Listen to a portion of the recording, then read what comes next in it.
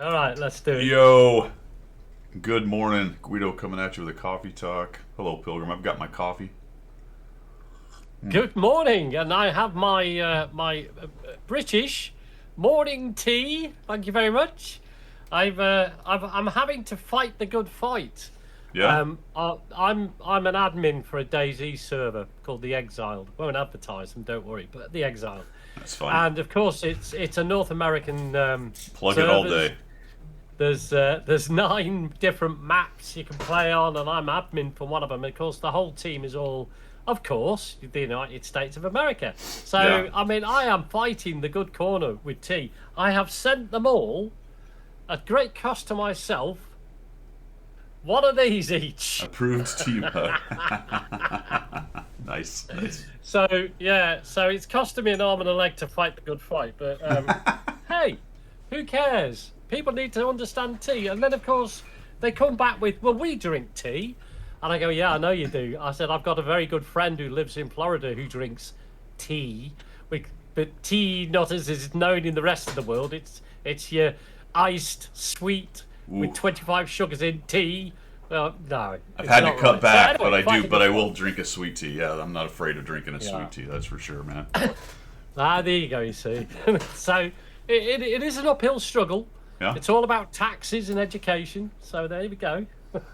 Well, good morning, everybody. Stickler, Morning. Kedge, Wayne, Gator, NATO Tiger, Grindle. Well, Oh good man, morning, well, Tony. we were just discussing Pilgrim. My channel news is somewhat slim, at least in terms of World of Tanks. Yeah. I think I played last Monday, and Did you?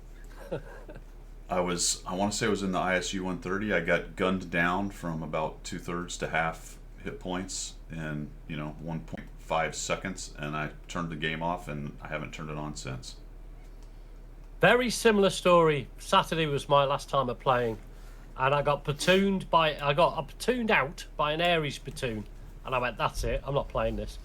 Ares, the guy. I mean, absolutely the correct thing to do, but players Sure. have sussed out how to operate the Ares mechanism without the overheating kicking in, which means they've got constant rounds going down the barrel. It's a non-starter. Non-starter. Yeah, it's just I think- everything. yeah. It's everything the game wasn't brought into the Yeah. game. Yeah, absolutely. You know. Absolutely.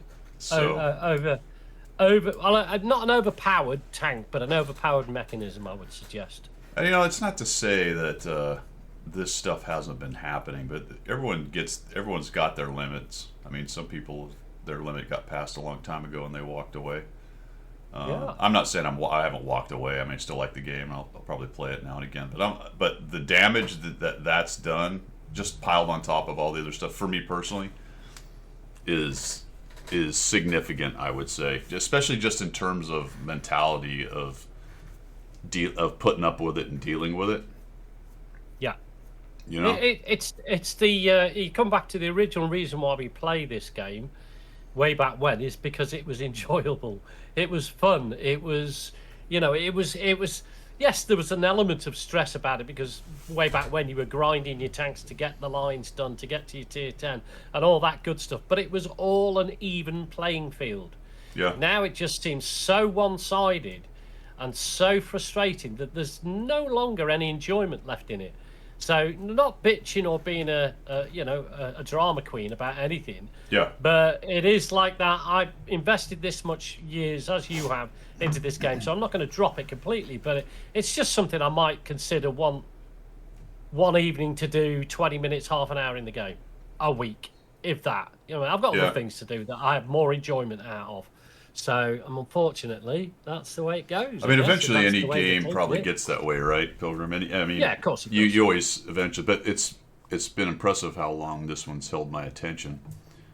Yeah. But Yeah. the amount of BS that they are stuffing in the game. We'll talk a little bit more about a couple more things that are coming up. Yeah, because they've disconnected World of Warplanes from the Yeah. joint resources now and all that lot. So there's gonna- things we can talk about. I was going to yes. talk about that later, but what do you think that's about?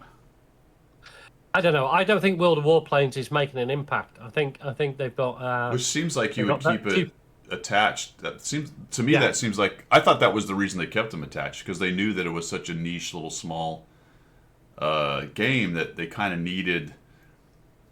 I was assuming they kind of needed the World of Tanks players who sort of play both, mainly World of Tanks, but help keep World of Warplanes alive, because they would buy stuff and they could use it in both accounts. I feel like this is. I don't know. It's an end game for World of Warplanes then. You think so? But why would you? Why? Maybe. Why not just cancel it? Why would you do this? Yeah, Is this? Yeah. Is it? What am I missing, fellas? Is there a path?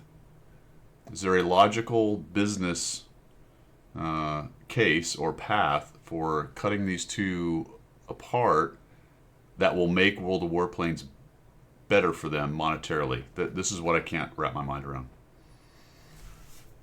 Yeah, but that's a good point. And what is the actual underlying reasoning behind that? Yeah, I can't come up with anything. I don't. Well, I suppose if they were both very healthy games, it would make sense. Yeah. Because World of Warships is pretty healthy and it's got its own economy and they do their own thing.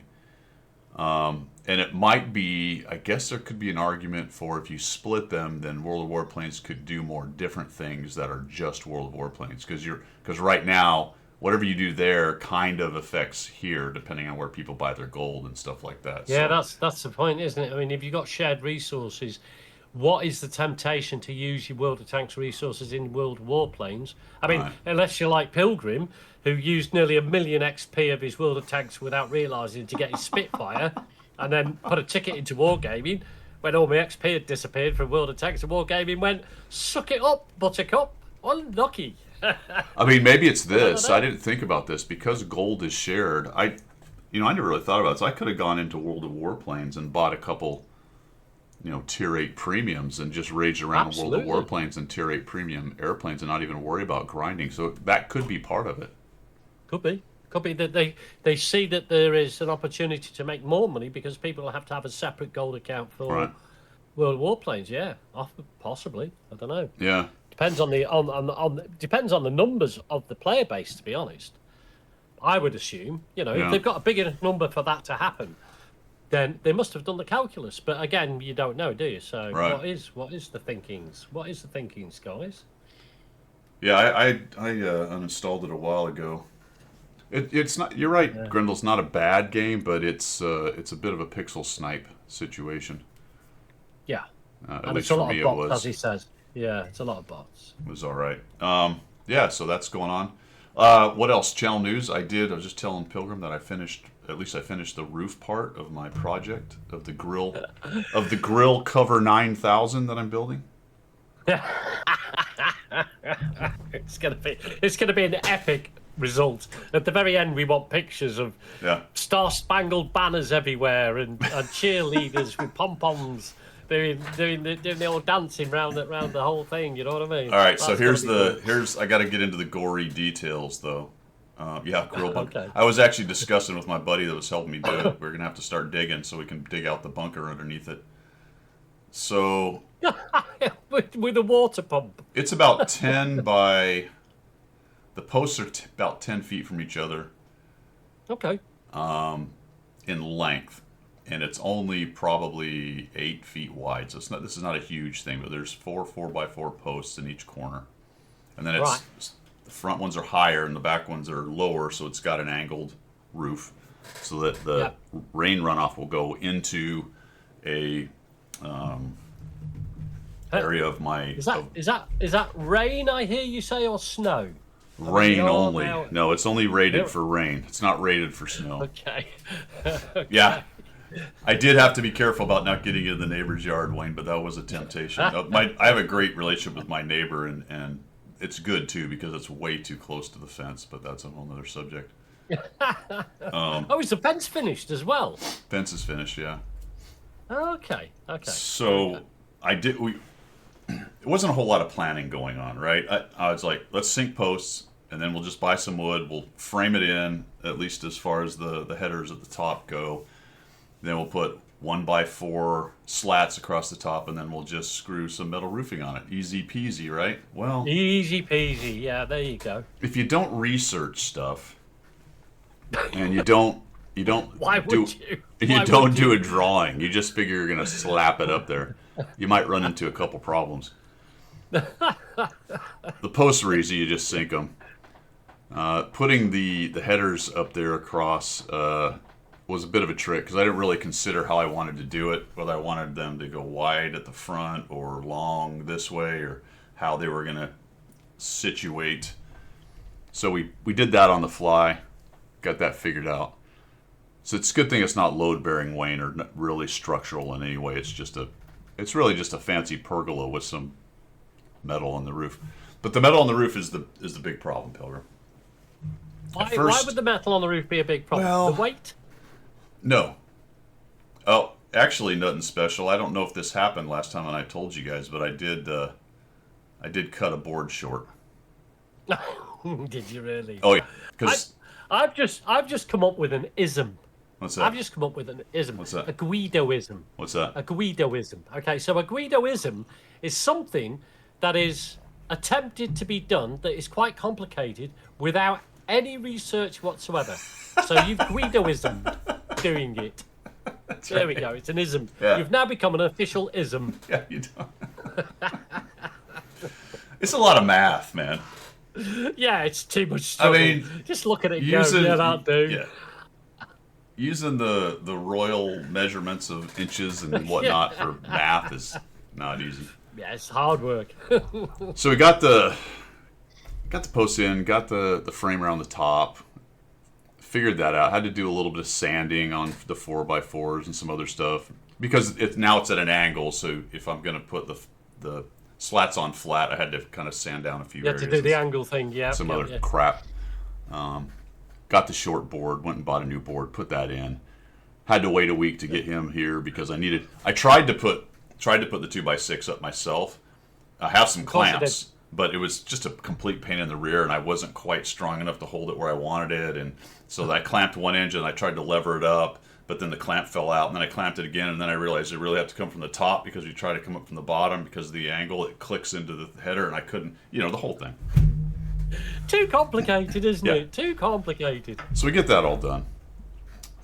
And then it's time for the wood, or not the wood, the metal roof. And I'm thinking, that should be easy. Just go get some corrugated metal. Like you do. Yeah, like you do. And then I looked at it and went, corrugated kind of looks crappy. I think I want to get some structural metal roof stuff, or at least Oh, man. same shape or idea as my house roof, because I have a metal house roof. And I found some. It's there. I'm like, great, so I can just grab this stuff. But of course, because I didn't plan the width very well, I really the width was the width I had, not a specific Yeah. width. Yeah. None of the Did you do that? yeah, essentially. That wide. Yep. Yeah, but that's Yep. good. That's good. That's measurement. Yeah. That'll do. Wink, a little. There you go. I don't want to get any parallax, so I just. Yeah. Oh, dear. Because I didn't plan. Long story short, because I didn't plan, the cool structural, I don't know what they call it, VBE or whatever the hell the thing is. It's what every 12 inches is the rib kind of idea. Got you? Yeah. Because I didn't plan it, there was no version that essentially fit. I was just going to think that. So I needed 3 panels. I knew I needed 3 to cover. 2 was not enough. So I could have planned it to do Right. 2, and then it would have been perfect. Yeah. Or I could have planned it to be 3, which wouldn't work. Yeah. Or I could have Okay. planned it to be 3 with 1 doing a double overlap, as Got long as I you. had the total width correct. But the problem was I didn't. Didn't do any of that. Right. But aesthetically, having an overlap would look a bit iffy from. By the time we outside, got it wouldn't figured out, just kind of lucked into, each side has about a 3-inch, at least in the width, has about a 3-inch overhang. Overhangs. And it's There the you last go. structural kind of whoopsie-doo. And Got it ya. is thick enough gauge that it's not going to sag with just 3 inches. Okay. So it's looking good then. But that That's took a what I'm lot saying. of. So what's funny is on one of the 2, there's a one overlap, so the thing goes over once. Okay. And then, so now I have 2 panels, and on the third panel, it's overlapped twice. Now, good news is you can't really see that unless you know what you're looking at. A roofer's going to look at it and go, "You're an idiot." Again, though, it's 12 foot by 8 foot or so, so nobody's going to care. But here's the kicker. Here's the kicker. The thing that really got me. We get to the big box store, and nearly every place I looked. The standard sizes that they carry lengthwise. Remember, I told you I needed 10 feet. 10 feet would have given me a 3-inch overhang on each side in the length, which would have been perfect. Oh, that's good. Yeah, that fits. But they don't have 10 foot. No, I bet they don't. No, they have 12 and 8. Of course they do. Yeah.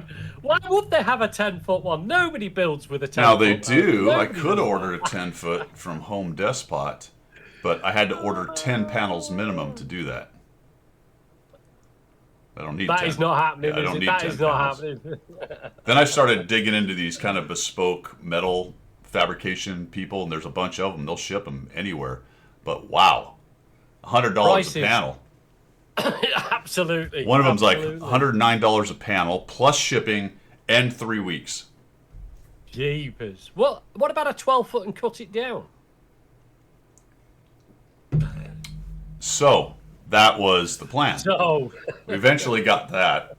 I said, "Hey, dude, let's grab your trailer because my pickup truck's only got like a 5.5 foot bed. So if I try to carry Okay. 12 foot, it's actually going to lever. I'm going to have to yeah. do a bunch of shit." And he's Yeah. got a big long It's trailer. awkward, isn't it? Yeah. It's total Yeah. overkill. I mean, he's got a 12-foot trailer, 3 whole pieces of freaking paneling. But whatever, we took his trailer just so we didn't have to futz around trying to strap it into the back of a too short truck bed. So we got all that sorted out, and once we got it there though, and we slapped it up there and we looked at it, I went, "You know what? I'm going to leave this overhang because actually it gives me a little more roof line, and it's only about 6 inches on each side, 6 to 10. Oh. So yeah. it's not going to. And if it does start to flop at some point in the future, I don't think it will really. Not in enough time as would matter to me. Well, 3 to 6 inches don't tend to flop. Well, it's more like 10. It could, but again, Oh, it's got it's good. just- It's thick gauge and it's got a lot of structure to it, so I Alright. don't think it's going to. Again, and now the overlap may actually help it because it's got multiple levels at a couple. Okay. I mean, it's an F-150, Okay. dude, but they're all 5.5 foot beds these days. You know, they're I so want an short. F-150. I want an F-150, but the roads in the UK would never take an Yeah. F-150. That's a whole other subject. I watched a whole Yeah. video on that thing. How interesting it is with the truck beds over the years because it's the is it crew cab, whatever. It's got a full I back was going door. to say, have you got a crew cab on yours? Yeah, it's got 2 full rows You've of lost- seats. you've lost Yeah, so you that lose then, some. Yeah, you lost some bed. The beds are just shorter. And in fact, the long bed trucks look weird these days now. I don't know. Yeah. You look at them on the road, you're like, "What a weird long bed." But when I was a kid, there was all kinds of long beds running around. Right. Anyway, Anyway, back to that's where back we to are. this So epic- I left it. this I didn't cut it because Right. we had the whole process of cutting it. We were watching some videos, and he said his dad did it back when he was a kid. They were cutting some corrugated stuff, and essentially you turn the blade around on a circular saw. Right. Goes the other way now, and kind of sandwich it between some wood and put a guide and all the blah blah blah. Yeah. I was glad we didn't have to mess around with that because then we're going to have metal chips all over the daggone place and all that good stuff. So, Yeah. so we got it. Didn't have to cut anything. Looks good. If it does start to sag, I'll just build in a brace of some kind and make it look cute. You've got somewhere now you can hang Christmas lights from Mm-hmm. with the overhang. So, I mean, so it's keeping people happy, isn't it? Well, I've already got my Yeah, yard lights dude. routed through it because they used to go Yeah, across. there you Yes, go. I had an extra line that just kind of came across the screen room and went back to where it started. So now I'm going to travel that through there. So that'll be cool. And you could do icicles hanging from the overhang. That'll look Yeah. good. You know, the lights that look like icicles. You can do all that. Your house general's going to love Christmas this year. Yep. Jimmy, I think I do have a picture, man. I should be able to upload it here. I mean, Well, that would be cool. That would be good. but yeah. some of the comments you've been getting, mate, and they've increasingly up. Wasps are rubbing their wings for a new home. Iguanas about to fall out of the structure. We don't have Rage iguanas quite on this two far sides. north. Yeah, they haven't made it this far. They're about mid Florida. I think I want to say Tampa is about as far north as the iguanas are going. Brendel says you should have just adopted a bouncy castle. That would have Wasps worked, will wouldn't it? absolutely be a problem. Yeah. I'll have to Yeah, deal with Nato that. Tiger says, very nice that 3 inches doesn't sag. That's him satisfied, isn't it? Oh boy. Here we go. We got this thing uploaded now. I'll go grab it here in a minute. So that was a fun little project. It was little. Most of you will laugh when you see it. The amount of consternation it caused. The other problem was because it's snugged up against my screen room and the fence line, getting above to put the screws in with the rubber grommets on it all the way across it was a bit of an adventure. Because the panels are I pretty can imagine wide. it was. You know, they were significantly wide. So even coming up the ladder and leaning over, it was quite the reach because I couldn't get to it from one side because it's all screen. So it's not like I could climb on my screen room and get those closer ones. So that was a bit of a trick. But after some, Well, you know what? All of this is character building. it's something. It really is. It's formed a strong core within your character having to deal with this stuff. With I your actually- Guidoism. As much as I give it grief, obviously, number one, I brought it on myself. It was a decision I made, right? And number two, I like doing stuff like that back there, you know, Well, just kind of messing around. Yeah. And you know what? I mean, I've got projects this summer. I'll go into it in a minute. Which part of me is in trepidation because there'll be a lot of Guidoism about my projects. You know what I mean? But I've been tasked by the house general. There's a number of projects. First one is internal decoration. So she's already picked the feature walls that are going around the house. Okay. So one wall in each room has got to be a feature wall. Well, All right, that is painful in itself. Has Guido, nothing you know happened that. there? No. So next weekend is the start. No, next weekend is the start of that. So I Okay. won't be here next Sunday, unfortunately, because I will right. be I'll be knee deep in various shades of green paint, doing silly things. Unless I can get away for an hour, I might be able to pop in for it. And then on top of that, which is a big enough project in itself, isn't it? Because normally, you pay somebody to do this sort of stuff. Right. Anyway. So, because the rest of the walls are going to be white. So it's going to be feature wall with all Yeah. the good stuff that Howard Sharon wants and then white walls. Anyway. So, and then, of course, that leads to things because house generals tend to look out of the kitchen window and muse somewhat when things are in the mind.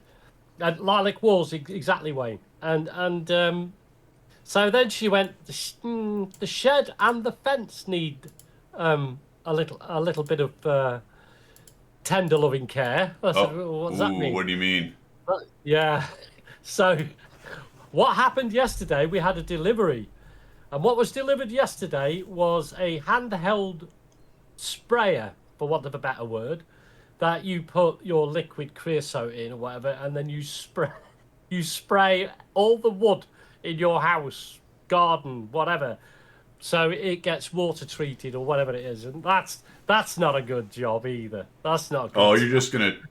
Is your fence wood?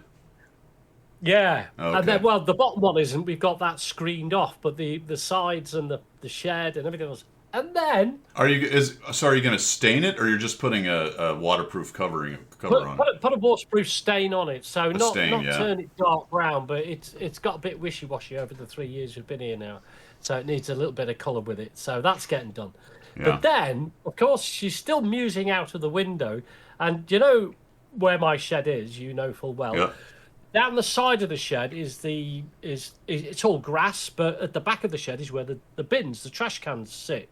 Well, to bring them up to be emptied out the front of the house with the trash collectors, you've got to come up the grass bit. Mm-hmm. So she's now gone, we need that paving. Well, Yeah. that's not a small job either, is it? You know what I mean? Yeah. Because none of those paves I've got to do that. They've got to be solid. So that's a whole dig down and sand and concrete. Oh, man. I'm like, yeah, my summer has now been completely foobar. So I'll be doing a lot of Guidoisms. I'll be going, yeah, You will. that's You about will. my That actually reminded me. I forgot that in between all this, while I was waiting for my buddy to come over, I got to pulling out some. We have spiky vines everywhere here in Florida. Oh, yeah. Because we grow a lot of stuff, and one of them is vines with a billion spikes. I hate them with a burning passion. They actually come from these little. They look like little tubers, probably about that far under the ground. No. And if you dig They them up, sound- you can.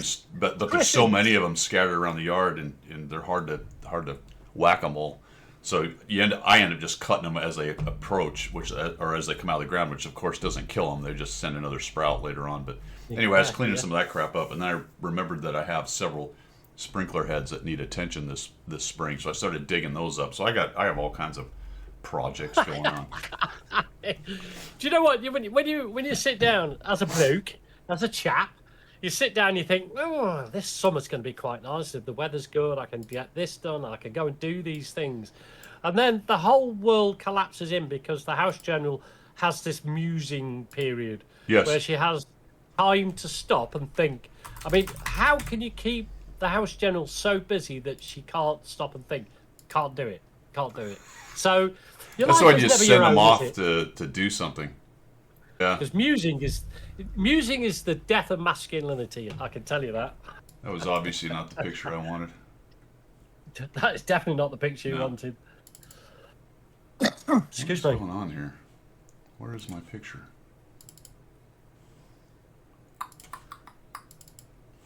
But that is your fence then. That's what you. Yeah, I gave the two That's cool. I like that. beginnings. Must be this other one. You got them concrete. The patio is. looks good. You finished that off now, haven't you? JPEG. You know, with the edging, you've done all the brick edgings and all the rest of it. I didn't realise that. That looks good. Let's see. There it is. I'll tell you what I've got for your vegetation overgrowth. I've got a can of Agent Orange in the shed. I'll send it over to you if you want. That would do it. My grandfather brought it back from Vietnam. So there you are. We All right. There's the finished. For now, anyway. Well, There's that's no. not too shabby. there's no- That's all right. Yeah, there's no pavers in there. There'll eventually be pavers. So you back. If you hadn't told me that was a Guidoism, I would have said that was a professional job. Yeah. So I Don't think look at the that's 2x4 that's a little wavy down the middle there. It's mostly centered. Mostly. What? Where's the slope? Oh, going away from the Going away, yeah. The closer Yeah, one yeah, is yeah. higher than. Yep. Yeah, I got it. Yeah, that's cool. I like that. Yeah, I do like that. That is very good. You can come round mine and do mine then if you like. Yeah, it worked out pretty good. See the cat ramp on the right? Oh yeah, look at that. Intentional cat ramp? Yes. Okay. Well, because he would climb up the fence before the roof thing was there, Okay. and see that corner Yeah. of the screen room right there, the back corner. Yeah. He'd go up the screen with his claws, Oh, okay, so claws on the screen. tear Yeah, up the yeah. screen. All right. So I built Does he him. know? Does he know that that's his ramp then? He does Yeah, now. I He call does him now, okay. his unofficial name is L.A. and it stands for Little A-hole. Yeah, I can imagine. I was Yeah. just thinking that. He's a mostly outdoor cat that will come indoors. Okay. So he would go up the screen and tear it up, and then he curls up on that top corner of the screen room is flat, and he loves to lay right on top of the screen. So he's tearing that up too because it's just his weight over time. Nothing I can do about Yeah. that. But now you see Yeah. that little roof section's there. He can't really squeeze through. So I need to watch for what his next move is, and then try to counter that next move. Build to the cat. That's what you're doing. Building to the cat. Oh, hot dog, man! Come on, man. We gotta have look at these Christmas lights. They're awesome in the evening when it gets dark. Turn those bad boys on. Well, you need icicles, mate. Not Christmas. Yeah, I'll sort of go with it. I mean, Yeah. I am a bit cheap and nasty, but yeah, I'll go with it. Well, and that back white pipe back there, the PVC sticking up, is Yeah. part of my irrigation system, and I Okay. capped it off for now because it leads to areas that over the years I don't use anymore, and I had to dig that Oh, up because okay. it went through that whole area, and so the idea there is I think I'm going to put one of these drip systems in there and put my herbs and whatnot in that area Oh, yeah. of the yard. Yeah, that'd be cool. So What pavers are you going to put down? The same as what you've already put down before for your patio? Well, that's a hodgepodge because that was over time. I had a lot of different pavers. I ended up buying a few new ones. But if I use 18 by 18 inch, I need 4 across, and it's 150 Just to something do the on whole them, thing? Yeah. which is fine. I'm gonna have that Yeah. delivered. I'm not gonna go pick that crap up myself. No. But that's just sort of plain Jane, just sort of plain Jane pavers. Yeah, that's a problem, Wayne, and I that's another reason why I'm not currently charging forward on the pavers, because I need to think about that if I want to put a bit of a French drain system. It won't be a French drain going much of anywhere, but I might dig some trenches and put some rock in them. It should. Well, yeah, you could do a catchment pit along the floor, along the bottom, by the side of the pavers, and have that drip system in. And I think I'm going to do that on the fence on the fence side. Yeah. My only issue with that is then I'm putting water down to pool and hang out with the bottom of the fence post. So it's everything's nothing's a perfect idea. I don't think I want to put it against the slab for the screen room because I don't want it digging out. So it's not nothing's perfect here. No. I am gonna angle it away from the slab and towards the fence line. The problem is my neighbor's side is a little higher than mine because she's got trees and stuff on the other side of the fence. So it's Oh, you built could that. get runoff. You could get runoff from there, then, couldn't it? That would be a problem. Yes, it is. It is, and it's only when I get a really bad rain, which happens here. So that happens every now and again. Okay. Yeah, these are things I'm all thinking of. It's all good stuff, and to some extent, I'm probably just going to ignore most of it, put them in, and if I start to have problems, then I'll dig up different pavers and do something about it. That's the way to do it. That's a Guidoism Yep. right there. I mean, what are you going to do? I've got coming off the screen room. I've got gutters on the screen room, and Yeah. there's I don't know if you noticed, but there's 2 downspouts right there. It's like that's where they go. It's Yeah, not like I yeah, can redirect yeah. that much of anywhere. No. I would love Unless to put you a fed it into a, if you're going to have an herb planter, maybe you could feed it into the herb planter. But the Yeah. trouble is, like you say, if you get too much water, basically you've created a small swimming pool. Yeah. It's not going to take. It's going to take it. So yeah. Probably not going to put a Interesting. sink in, Gator, because that PVC is irrigation and it's off of one of the zones, so it's only energized if the pump is running. I could run another line, I guess. But see, this is the thing, man. These are rabbit holes, right? Hey, Yeah. let's use that pipe and use it for water off of the pump. It doesn't have to be necessarily potable water. It's groundwater. It's not water you want to drink, but for No, it's washing something irrigation, off, isn't it's it? not going to matter Irrigation. that much. Yeah. No. But Irrigation water. but if you go back to where my well is in my manifold is 30 years old, and I'm afraid to Yeah. even open that up and look at it. It's just hanging on by the thread. It of works its teeth. as far as I can tell. The zones work, but every time I look at it, I'm like, geez. So as soon as I mess with that, I'll be putting in a new manifold. And then of course I'm gonna have broken pipes messing around. And then it's gonna be I don't know. It becomes a nightmare. The fridge, Jimmy, is actually on the screen room off to the right. I have an outdoor fridge there, just one of the small ones for drinks. So that's already on the porch. All good to go. I would love to have a sink and countertops, though, Gator. I suppose I could just put one in and, use a bottle of water or something. But it's not too far to the kitchen. This is just for me to go out, grill, have something covered, because every now and again I'm out there grilling and it's sprinkling or raining. Right now the grill's outside of the screen room in the backyard. It's out in the open, so at least here it'll be a bit covered. I have a cover for it, but it'll help it because I think the family's going to get me one of these Blackstones, the big flat griddle thing. Oh, nice one. Yeah. So that's going to be all right. cool. Wow. NATO Tiger's giving it a bit large about the old Eagles. Yeah, you're quite right though. Yeah. Open one up and you don't want to be looking inside. Yeah, exactly. Yeah, let's just ignore that.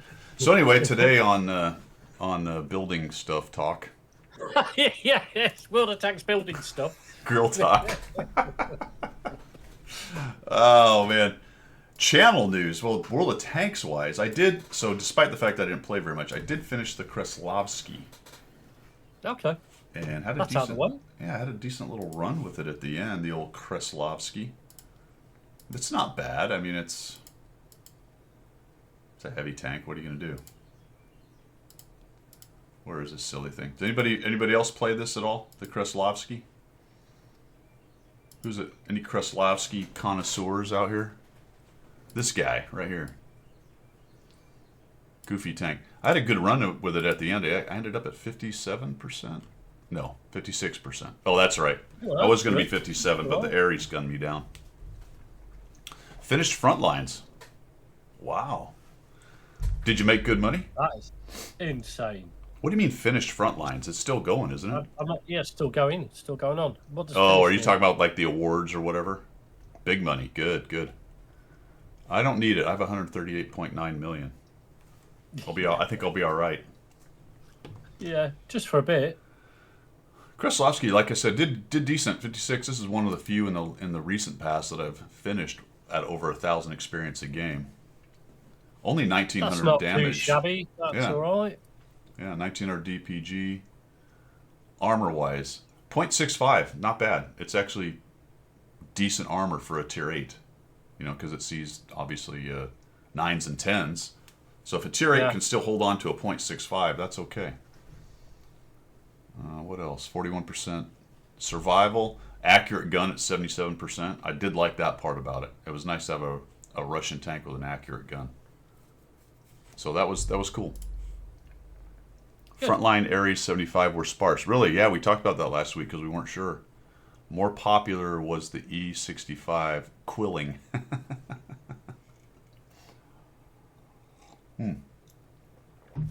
So why do you think the Ares wasn't as popular? I wonder. Because if you take it, the front line is a bit of a Progetto sinkhole, you know, because Yeah. you see hundreds of those on front line, you would imagine that the Ares would be just as useful. Well, expensive to use? Well, fair Oh, enough. right. Yeah, I didn't think about Yeah, that. well, I would go suppose. downtown, yeah. Is it expensive even with regular rounds? Because it shoots so many? Long range. Yeah, that's true. That's true. It isn't a long range tank. At least with like a Progetto or something, you have a decent long range capability. Yeah. Cool. Would let you pick because enough in game. Does that? Oh, is there a limit? Well, that'd be interesting, wouldn't it?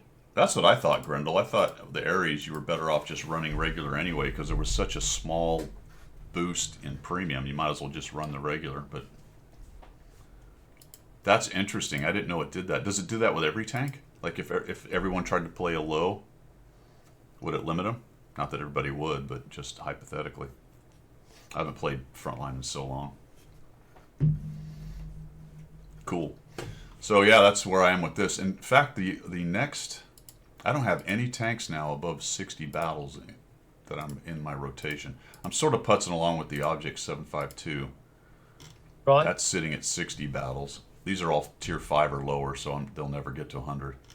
Then we've got, that's kind of it, man. The ISU is at 51, although I'm doing terribly in it with 43% win rate. And the rest of them are much lower, so I don't have any tanks that are very close. Watch Orzenel. He plays with HE as his main round. Holy cow. Well, if you're good enough and you can make it work, it can be brutal. What is the HE round? How much? What is it? That's a tier 8 US tank, right? Medium. Yeah, I would imagine it's quite useful. I mean, it's not. Yeah. Yeah. Does. Oh, it's 400. Oh, No, is per it? second. No. What is it per shot? No. 120. All right, so it sits at 120. That's double Okay.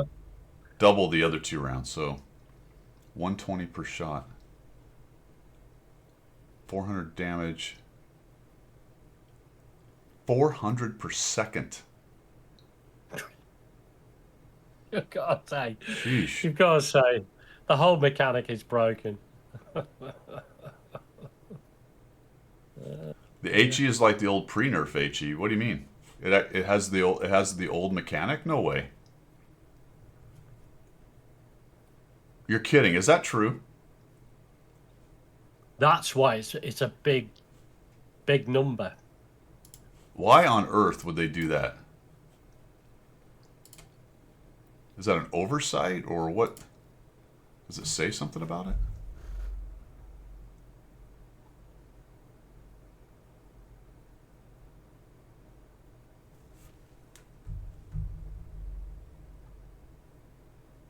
Yeah, Grandel, I can see that.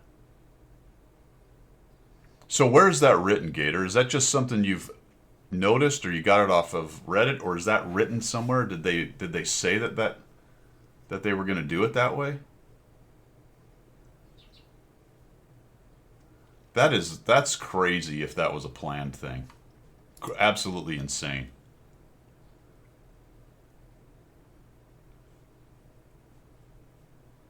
I don't see anything. I don't see anything here that indicates that. I'm not saying you're wrong. I'm just curious where it comes from. Where the info comes from.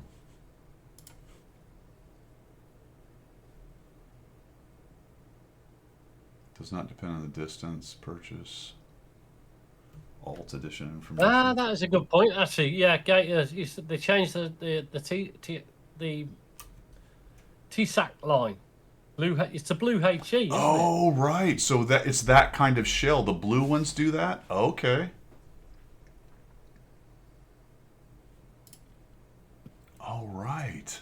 Look at that. I never noticed that. These other tanks have the orange HE. You're kidding me.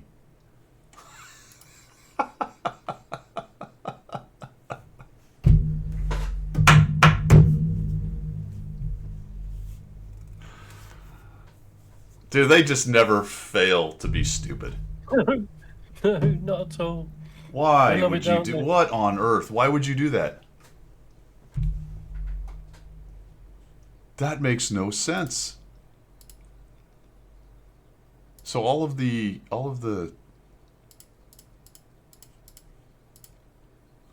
yeah, red. Oh, actually the HE is the middle one. So none of the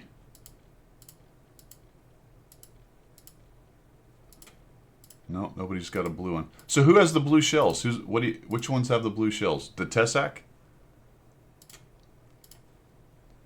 What are those? Are those Czech? Is that right? Light tanks? Oh, jeez. Sorry, buddy. We're not talking about you right now. Look at that. Tessac's got blue. Yeah. Selma has blue. Squall. Blesk. But not the Skirta.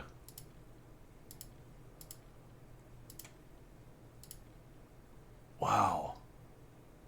Tessec line and Ares line. Well, Gator, you learned us something. Thank you. Well, not everybody. Some people seem to know that. I didn't know that. Well, I didn't know that either. But it makes sense now.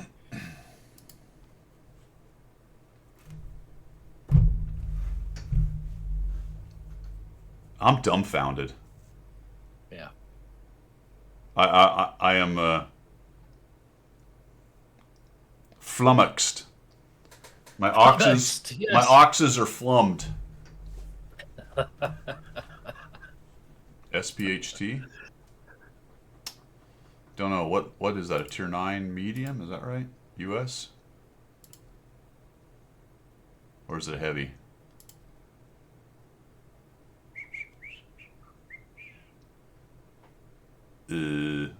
Or is it a 10? Is that a 10? What is the SPHT? Yeah, but what tier is it? Why do I not?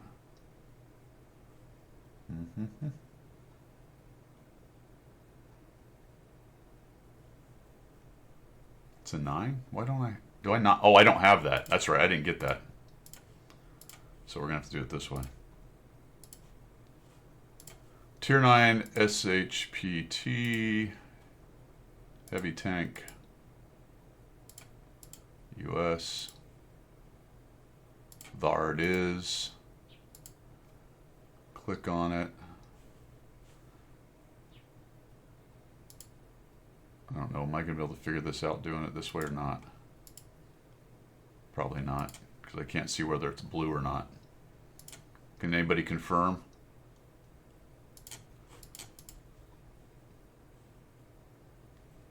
I'm not able to find that out from what I can look at, unfortunately. Wait a minute.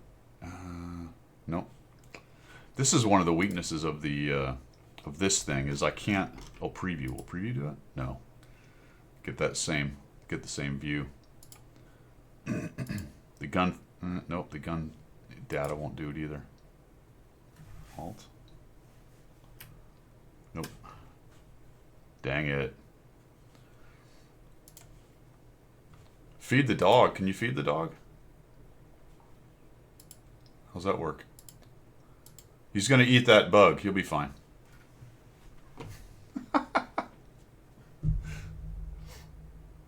It doesn't have blue. Okay, good. Oh, phew. All right.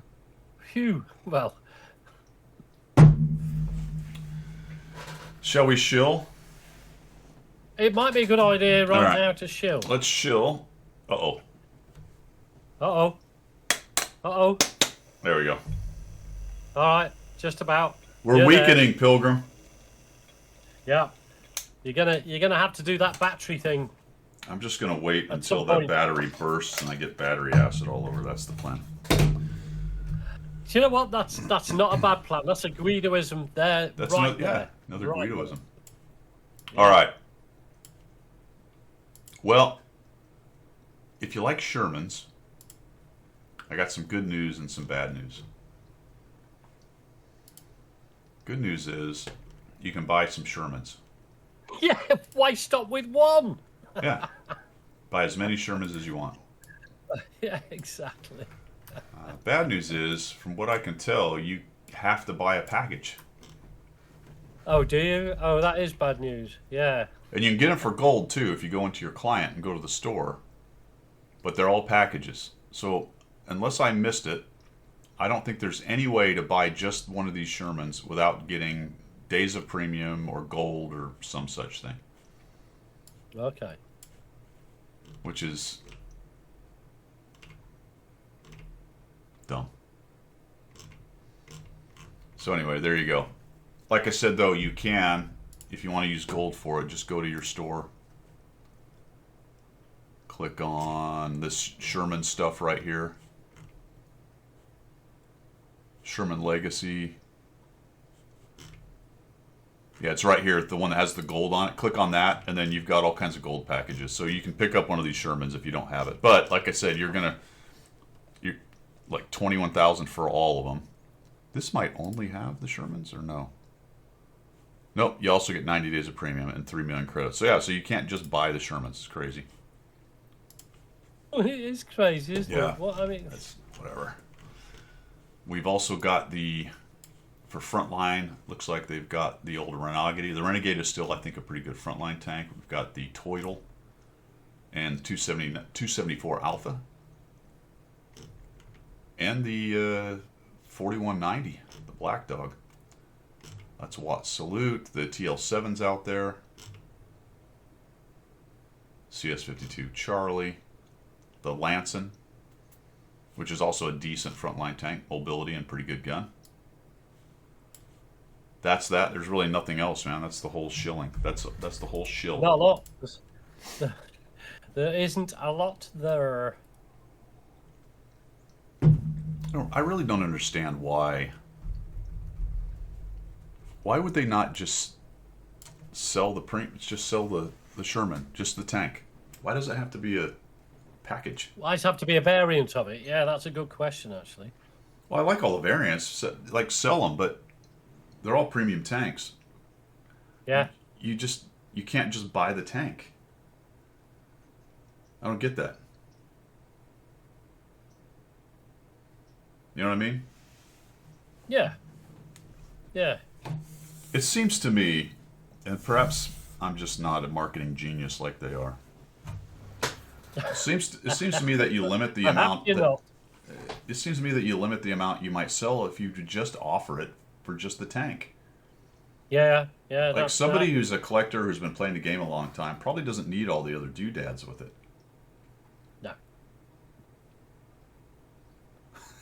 They have a lot of premium time sitting in my house.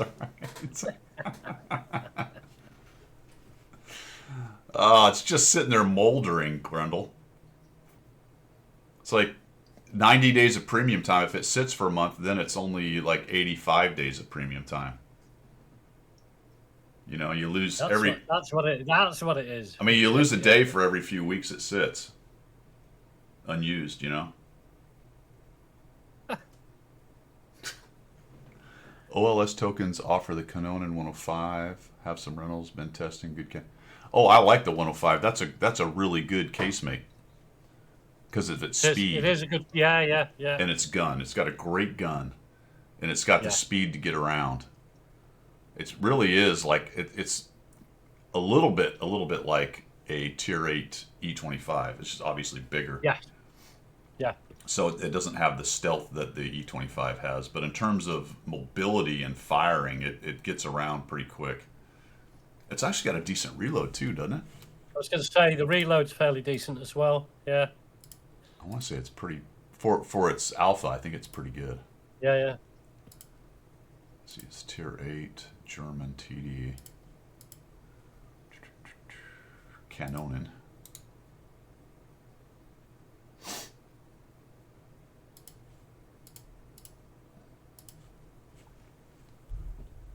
Yeah, 5.95 for a 390 alpha gun. That's crazy. And I don't think mine is set up. Do I not have equipment on it? Oh, I do have equipment on it. Got a rammer on it. So that's pretty quick, man. That's pretty good for a 390 alpha gun. You're shooting a lot with this thing. It's got good gun depression. What's its speed? 50? 70. 70. There you go. Oh, it moves it's a out, fast man. Little thing, then. Yeah. 20 backwards. Good camo. At least the way mine's set up, I'm at 27 stationary. No armor, of course. Not many hit points, so you got to be careful with that. A fairly light tank.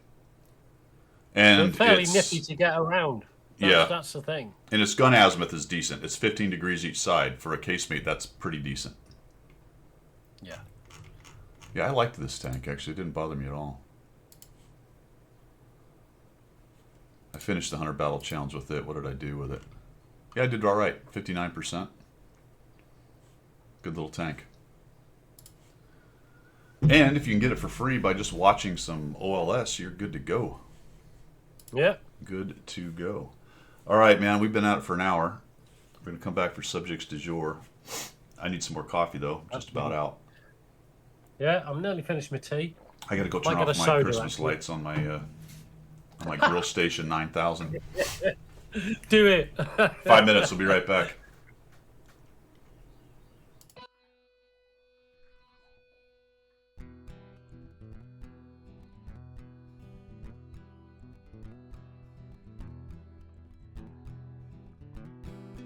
Guido is his name, tanking is his game. Guido is his name, tanking is his game. Guido.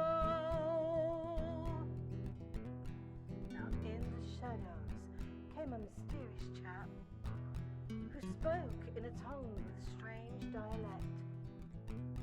He offered his help to the mighty Guido. to bring some laughter to his love of speedos, to the coffee talk they both came, to bring the message of winning ways to all and sundry and the masses. Yes, that's right, lads and lasses. The damage counts and flexing back will keep you on the right track. Guido is his name, tanking is his game. Guido. Guido is his name, tanking is his game. Guido. So in what, if you want to progress, then seek out Guido nonetheless. With his sidekick Pilgrim, he has a message that to win you must be aggressive. The position and place that you must seek, for the winners only, not the weak. The guru speaks, so listen well. His voice rings out like the Liberty Bell, to bring you all to Unicom land, or to die hard trying in the sand. Guido is his name, tanking is his game. Guido. Guido is his name, tanking is his game. Guido. To the swamplands came the mountain man, to teach his wisdom and pay his due. A man with a name only known to a few. To his followers his words are true. Guido is the man, big and gruff. He used to fly jets, but now he does the tanking stuff. Guido is his name, tanking is his game. Guido. Guido is his name, tanking is his game. Guido. The mountains are home where he watches the moose and hummingbirds aplenty. Okie dokie, we are back. Subjects du jour. As soon as I find my piece of paper here, my digital piece of paper. Assembly shop. Apparently, there's one coming up. Pilgrim. Is there now? What on earth would they have in the assembly shop that anybody would want? I don't know. Probably Premium Aries? triple barreled tier 10 premium artillery with the old HE mechanic. Absolutely. It's good. I can't imagine. I mean, all they want to do is grab the gold off you from Christmas. That's all it is, isn't it? That's all it is. I don't necessarily mind that part of it. I get that. They gave all the gold away, so give people something to spend it on, right? It's just when it's stupid things. Yeah, well, no, I it's a business decision, isn't it? You know what I mean? That's the way it is. So. Ooh, an FV with a 183 auto can.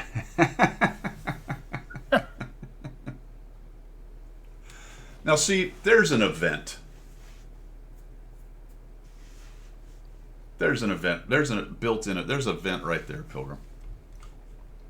You think? Yeah, build a autocannon FV, have them. Yeah, no, I mean.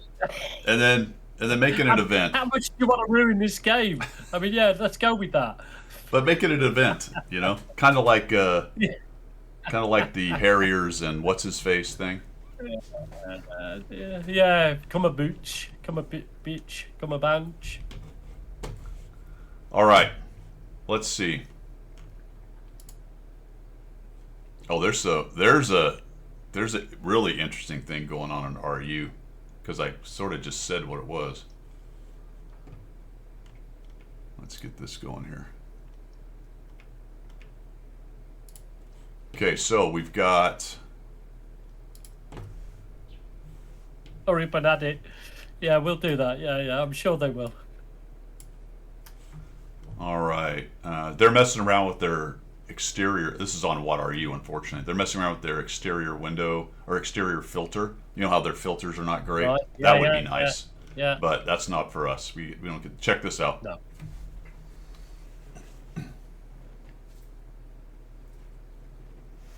Oh, look at that.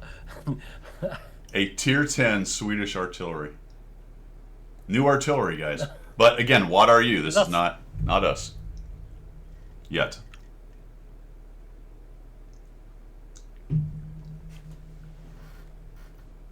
What do you guys think? Should they put in tier 10 artillery for all of the nations? Of course they should. Of course they should. Why not? Because there's nothing else to do, is there? There's nothing more we need than a tier 10 artillery firing blue HE. I mean, you know, but what else do we need to make the game even better than it is? This is not cynicism. Let's see. By the early 60s, a clear vision had emerged of what a standard self-propelled gun for the Swedish Army should look like. VK-155, based on components of the Sturv. Featured a magazine-fed loading system. So it'll be an autoloader of some kind. Whew. A napalm round, yeah. Here's the numbers, and I didn't see anything for NA. They didn't post it, but they have the EU stuff here for the auction. So they gave out 15,000 EBRs. What did we have? 5? Yeah, gotta be. Ish. I don't remember. Was it 5,000 EBRs? Somebody said that there's a significant number of them in Frontline, so that makes sense because they just bought a bunch or just sold a bunch. Good morning, Cloud. Welcome back. Yeah, good morning all. Madam Yorktown is back as well. SPHT. Again, this is EU numbers. They sold out. They had 35,000 of those, and also it went. So the EBR went for 24,500. The SPHT, again on EU, only went for 13,000 for competitive bid. Yeah. Minimum bid 11.5. Triumphant. It went for 30,000 gold. Wow. No. That's a lot of gold, isn't it? They all sold out actually on EU. I don't know if they did on NA. I think they did, but I can't prove that. Uderny went for 11.12, 11.2, which is about right. That's about what I spent for mine.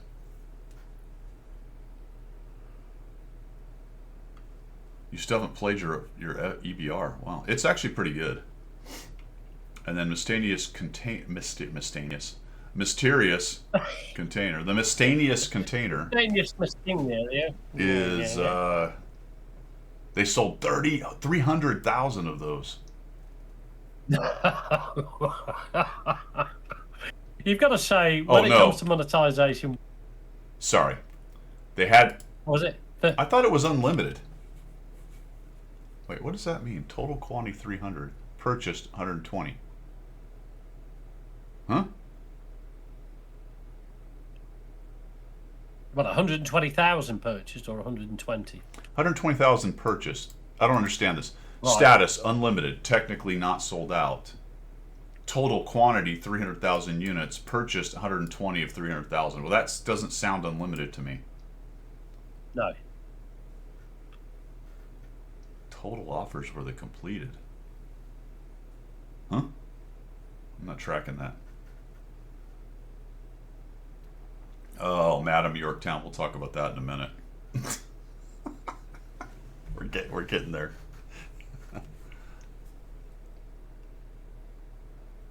Oh, 120,000 different people, but some people bought a couple. Well, there you go. Oh, okay. There you go. I don't know why they would differentiate. Why would they not just say, I guess, whatever.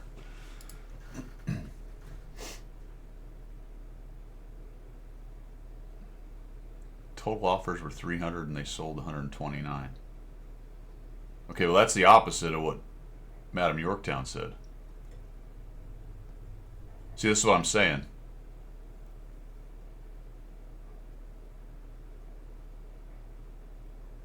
I'm not tracking what that's supposed to mean.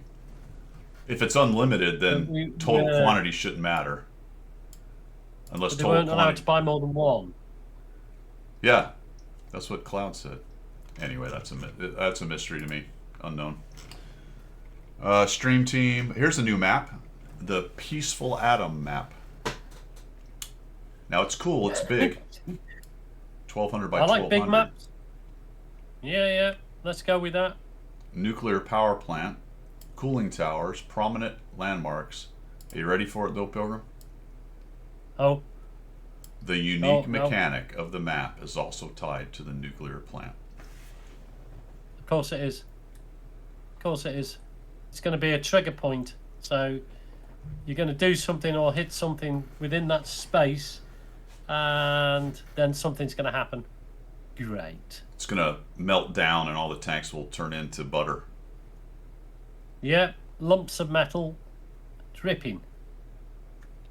Could be that. It could be like radiation damage near the plant, and you take damage like a fire or something like that.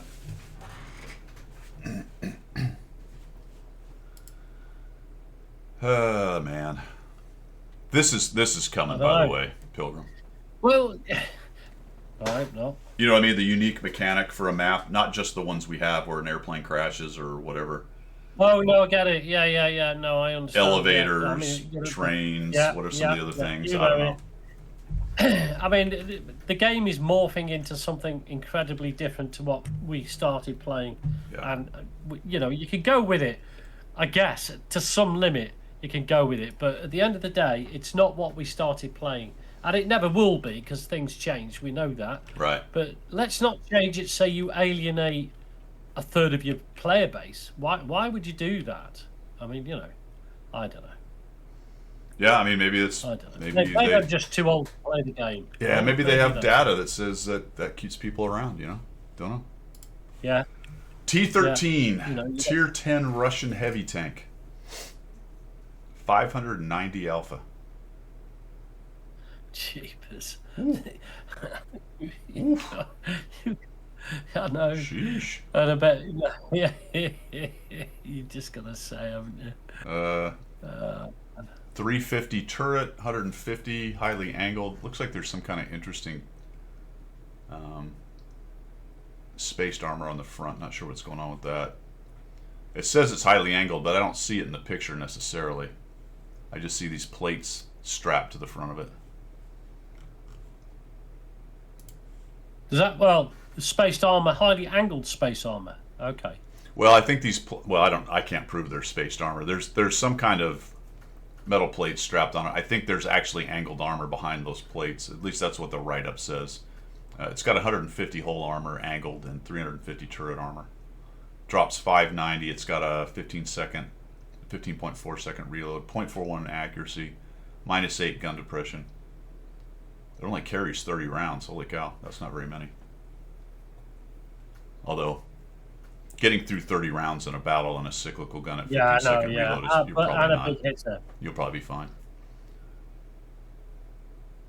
So there's that bad boy out there. Question. Query, Wayne. Does it shoot blue HE? This is a good question. That is going to be the question of the game, isn't it? So here is upcoming change. Oh, here. Oh, they're going to say why they made the change.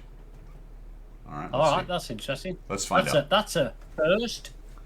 Over the years, World of Tanks and World of Warplanes have evolved in different directions. Oh yeah, one's airplanes and one's tanks. Okay. With distinct progression, balance, and reward systems. The shared economy was introduced when the games were much closer in structure. Fair enough. But as they have grown, maintaining separate economies allows each title to continue developing in a healthy and fair. That's kind of what I said. The one argument is Yeah. they can do things differently if they're not connected. I would say that World of Warplanes has very much been subordinate to World of Tanks in terms of the monetization piece and all that stuff. So I don't know. Maybe they're gonna. Who knows where they're gonna go? Because World of Warships has gone Well, in all kinds of yeah. weird directions. They have all kinds of crazy Yeah. ships and stuff, crews and everything. But that always had a larger player base. I mean, this is me assuming, but it always felt like it always had a bigger player base than World of Warplanes. So they could actually do things like that. They could. What's the word? Add stuff to the game that you wouldn't normally have added, sort of stuff. Yeah, World of Warplanes has been on life support for at least 5 years, if not more. Yeah, no, absolutely. Absolutely. So what are crowns? So interestingly, it says, so it's March 10th, guys, if you want to know. It's going to happen on March 10th. All gold and free experience present on player accounts will remain unchanged in World of Tanks. That makes sense. And you will also receive the same amount in World of Warplanes as crowns and free XP. All right, it's another monetary thing. Are they? Is it called Look crowns in World of Warplanes and not gold? Are those interchangeable terms? Oh, is that what it's called? Oh, okay. I That's don't know. interesting. Are they? I don't know. Or is that a I haven't change played they're it. going to make? Oh, Are they? Because I thought it was gold, right? World of Warplanes had gold. I thought it was gold because it's linked joint account. It's gold. Yeah, it is. Premium stuff in War Thunder as well. But I don't know what that is. Crowns is the same as the premium stuff in War Thunder as well. So are they going to change the word from gold to crowns, or will crowns be an actual different kind of currency in World of Warplanes? I was just going to say, is that World of Warplanes different currency? Because really, if you think about it, if they just gave everybody gold on both sides, that's kind of crazy, Yeah. Yeah. right? Because in reality, you've got twice as much gold as you had. You know what I mean? Yeah. Granted, it's in two different Yeah, games. yeah. But Yeah. if you separate the economies and then you tried to buy the same amount of gold on each one, you'd pay twice. Yeah, exactly. Yeah. I mean, that's one of the things we talked about, is that to increase the monetization, they're doing that because people, if they do play both games, will have to buy more gold. Do you know what I mean? You'd have to buy £10 worth of gold, $10 worth of gold for tanks, and it'd spend another $10 worth because you can't use the tanks gold. So it kind of turns out that I could actually go buy a bunch of, after the split, just make sure my account is active. After the split, I'll have all that gold in World of Warplanes, and I can go spend it on premium stuff. Maybe. And I won't be using my World of Tanks gold. Oh, now then, that's a point, isn't it? Yeah. Does it give you the equivalent at World of Warplanes of your? That's what it tanks says. That's why I gold? asked the question. But they're calling it crowns. So if crowns mean gold, i.e., you can your premium purchasing currency is called crowns, and then when they split it, that would mean in my World of Warplanes account, I would have 135,000 crowns. Right? No, I can't believe for 1 minute they've missed a trick like that. Can you? I don't know. Or maybe it's a payoff to do the split. Yeah. Maybe. I mean, that seems Maybe like you the get an only option to- fair way I to don't do know. it, but at the same time, it's kind of un-wargaming like. So I feel like there's a Very rub in there, un-wargaming Pilgrim. like, There's something I'm missing. Yeah. I think. Yeah. There, Wayne makes a good point. Does it really matter? No. Yeah. Who cares? All right, here's a big one, fellas. Here's a big one. To me. Watt Onslaught update. Balance adjustments February 2026. Halfway through the season, they're going to do some gameplay balance adjustments. So what you're telling me is it appears you can make balance adjustments inside of 2 years or 5. There you go. Thank you. And during in-game and during in mode. Yeah. So it doesn't take 3 or 4 years of gathering the data before you make a balance decision. Is that what I'm getting from this? Yeah, that's what I get from it, mate. Huh. I don't know about you, but that's exactly what I Huh. get from it. Interesting. So they can balance stuff quickly. Yeah. That's weird. I mean, honestly, I thought it took years of gathering data before you could do anything like that. You know?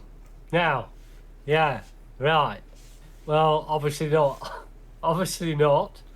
Or, how long has that onslaught been going? Or the what's the balance though? What are they balancing? Well, I don't know, but it only took a couple weeks. That's my point here. I thought it took years to balance stuff, to make a change. No, not while you've got not now you've got AI. It only takes minutes. You think AI did this? Put it to AI. AI. It works. This is great. Breakthrough Heavy. After the 60 TP adjustments that took place last winter, Breakthrough Heavy tanks have had fairly limited usage, especially in the top ranks. We would prefer to see more of them in battles, and not only as first tempo engagers. The bonus to crew efficiency has been increased, so after the nerf, they've done a buff. Bounty Hunter, versatile heavy tanks. Despite the changes made, I love it. Despite our intentions. We did try. Yeah, well, give it the old college try. Which is, to be fair, that's what you do when you balance. You have an intention to try to balance it. Despite the changes made in Azure Dragon mid-season update, it appears that versatile heavy tanks still lack some of the efficiency they need to be in demand. This should help them a bit. For the guys who are playing this, I just read, I think it was on Reddit or somewhere, that I guess the 110 E4 is pretty popular. Are there a few tanks that are extremely popular? And it sounds like the 140 is too, because we'll get to that in a minute. But what tanks is the meta? Okay, there you go. Why? What makes it the meta, Bruin? Is it a special power? The fact that it's got a 750 alpha and a half turret and a fairly fast reload for 750 alpha? 1/2 damage special. i.e. it takes only half damage? Well, there you go. All right. Despite changes, Azure appears to versatile. Yeah, so HP restored, big armor, big alpha, and the special use for the half. Yeah, there you go. God, can you imagine not understanding that in the HP reduction game? That if you give something a special power to only take half damage, it's like giving that tank another half a tank. Yeah, it is, isn't what I it? mean? It's like uploading. You're right. It's like uploading 50% more HP. Yeah. Yeah, it's just making it a super tank. All right. Fury assault medium tanks have been quite a popular option, and in some cases even a mandatory one since the beginning of the year, due to DPM and the low skill count cooldown giving benefits even without skill resets. Both parameters have been adjusted, so bonus to reload speed was decreased and skill cooldown increased. So a little bit of a nerf to that. Inspiring versatile medium tanks. The 140 is very popular. Blah, blah, blah. So they're nerfing it.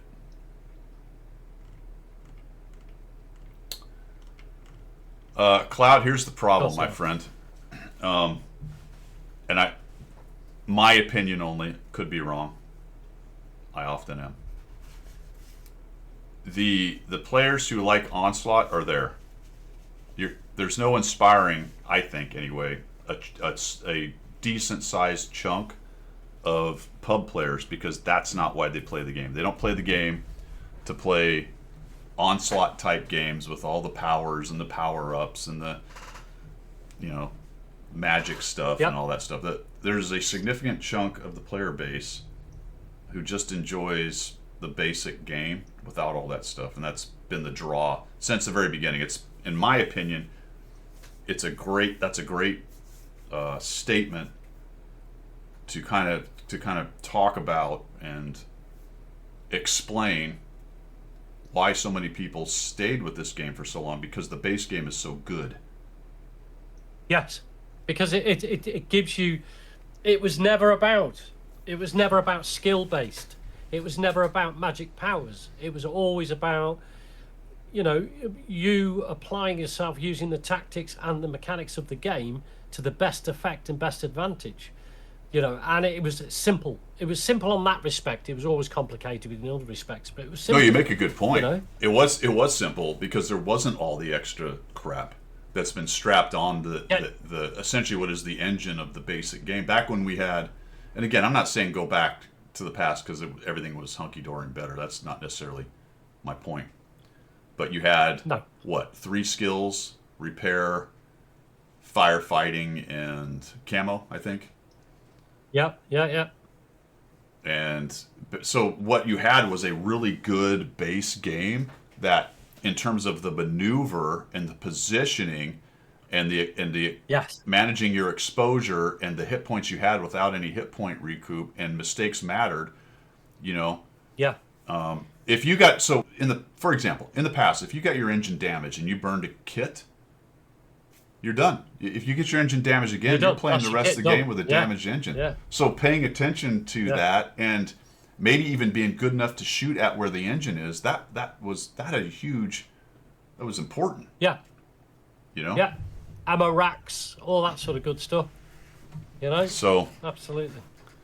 Again, this is not the nihilistic. We should go back to that, strip it back down bare, but specifically these other modes are not what a chunk. I'm not saying everyone. I'm not claiming the community wants this. I wouldn't speak for the community. I'm only speaking for me and people who like the game the way I did. There's a chunk of the people, though, a base chunk, a group, significant piece. I wouldn't say necessarily majority. I don't know, but it's big. Who just like the basic game and the general idea and concept of the game, and they're not interested in Onslaught and all this other stuff.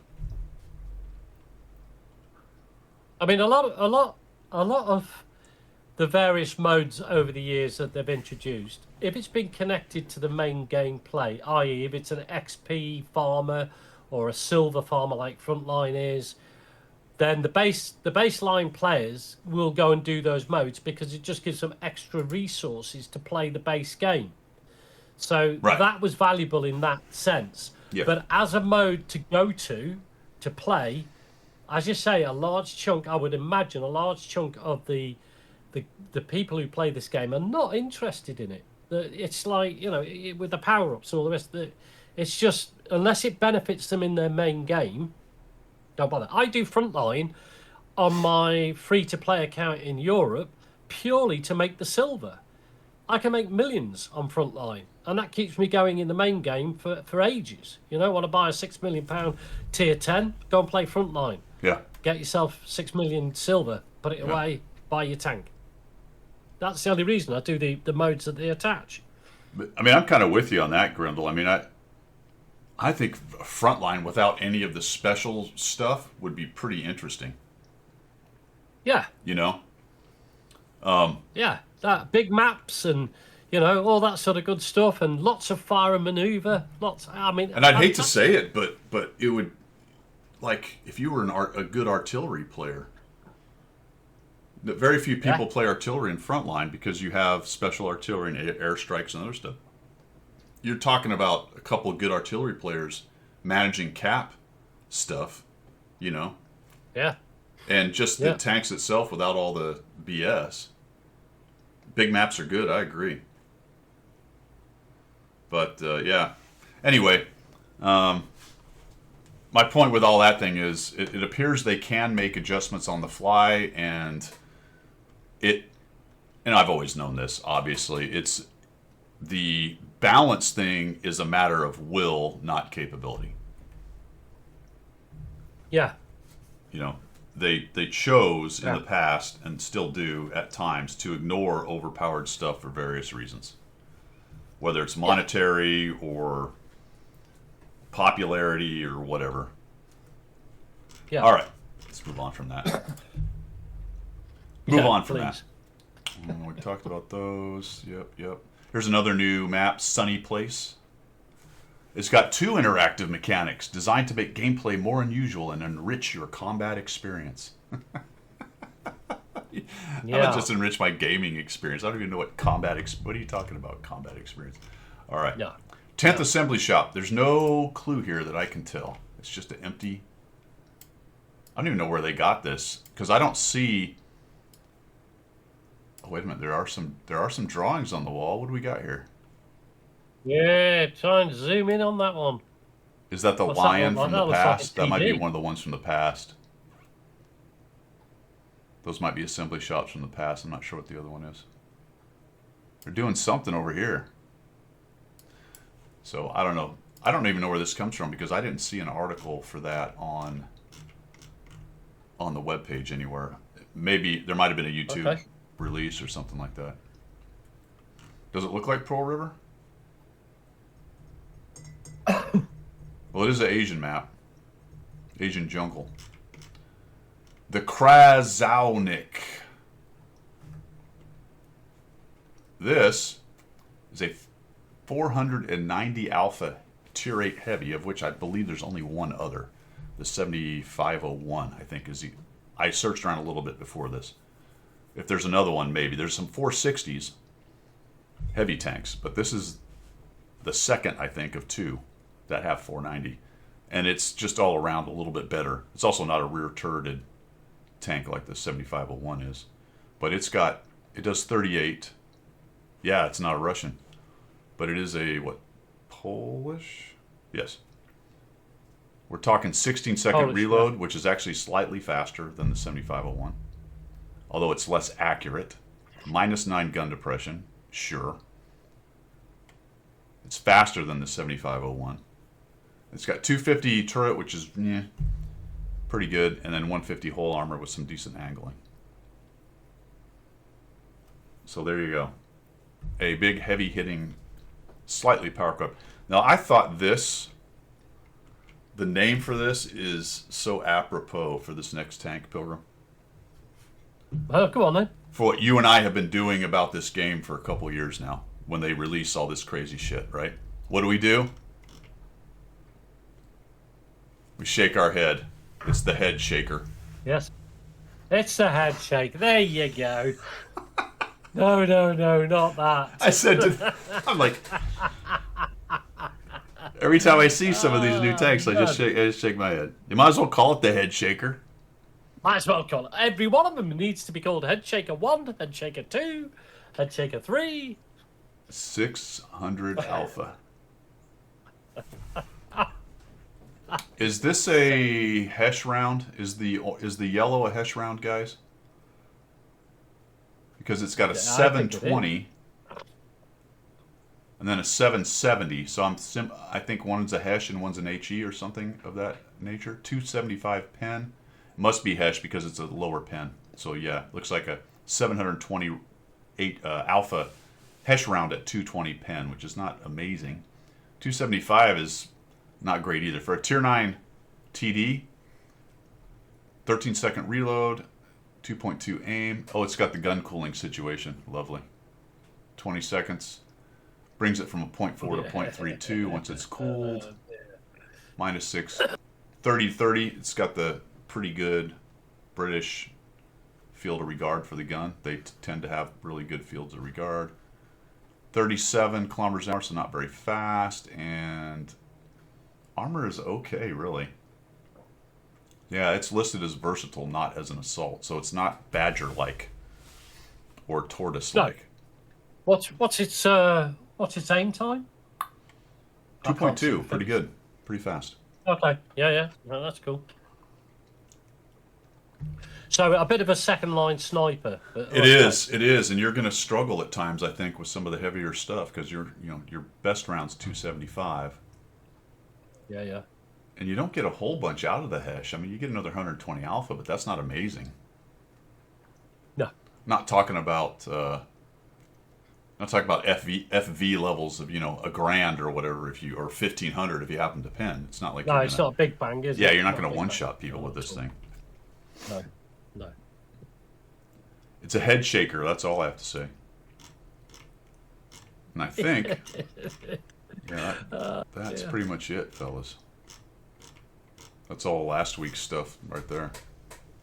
Oh, that's a nice change to this website. When you reach the end of each section, it just automatically loads. Nice. I like that. Good on them. Right? Makes it easier. Yeah. And that's it from the news standpoint. Some new maps, new tanks. There's actually a lot of new tanks already. We've looked at them. Whatever the assembly shop is going to be, there's 5 or 6 possibilities. Remember, that's usually about 1 million free XP, and we've had a couple events recently for the free XP stuff. I didn't take advantage of any of them, so I'm only sitting at 496.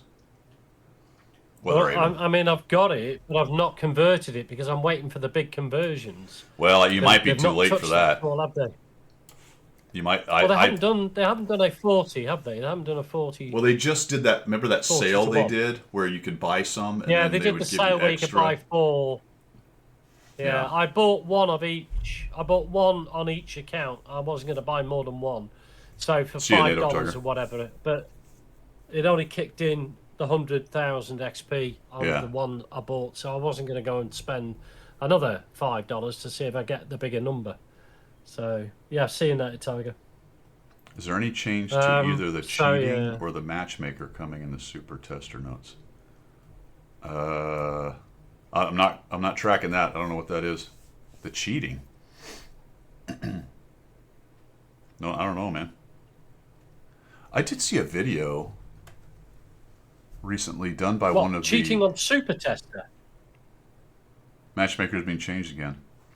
I did see a video on a guy playing console or mobile or one of the ones where apparently Wargaming had said they were doing a test on their matchmaking and it was going to be a couple weeks, but it turns out they found out that they basically implemented it 6 months ago. It's kind of a skill based thing.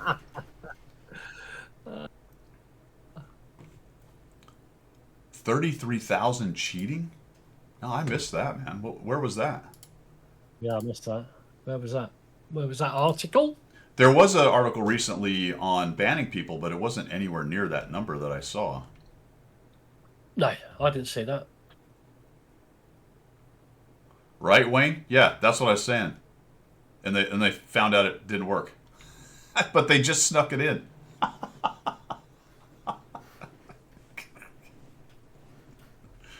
Holy shit. 33,000 watt. Let's just see if I get a hit with that. 33,000 cheaters in World of Tanks YouTube. Okay. I don't want to use the sound because it's not my video. Scandal. 33,000 cheaters in World of Tanks. What is that? What do you mean? Just using illegal mods or something? I'll have to watch the video. When was this put out? A day ago. Okay. Currently is this Asia?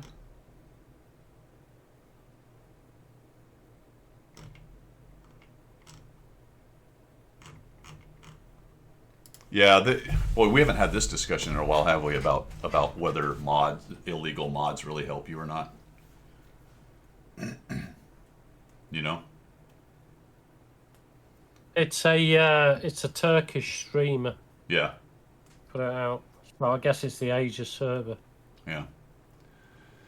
or possibly the. Oh, okay, I can see what he's doing. Look, here's Yeah, you've got laser beams, and all Yeah, sorts going on. if you're good, Yeah, some mods can certainly give you an advantage. If you're bad, I don't care how many mods you load up. It's more than likely not going to make you any better. especially if you start to rely on the mods and not actually play the game. If you're good and can play the game and then leverage the mods, it's like SA in the cockpit. I can put somebody in a airplane or a situation where every single piece of data is presented to them, but if they don't know how to process the data or they don't know how to operate the machine to begin with, it doesn't. It's just noise. Yeah. You know. Yeah. That being said, if you are good or competent, then yes, you can certainly get an advantage out of mods. The laser beams, the hitbox stuff, where to shoot, the aiming help, all that stuff. Yeah. Terrain mod can be huge. Yep. Yeah, they can certainly help. I don't think they're destroying the game necessarily, which is not to say I want them out there or I think people should use them or we shouldn't, or Wargaming shouldn't try to stamp them down, but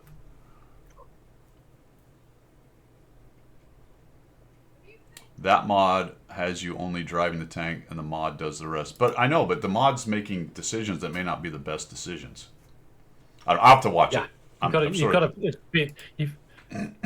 just talking out my arse here. Programming to get it. Yeah, no, a huge amount of programming, Guido, for that to be an effective mod, and I don't think it would work because there's so many different scenarios that would have to be included on the programming. It would be a game in itself, you know, to mod that up.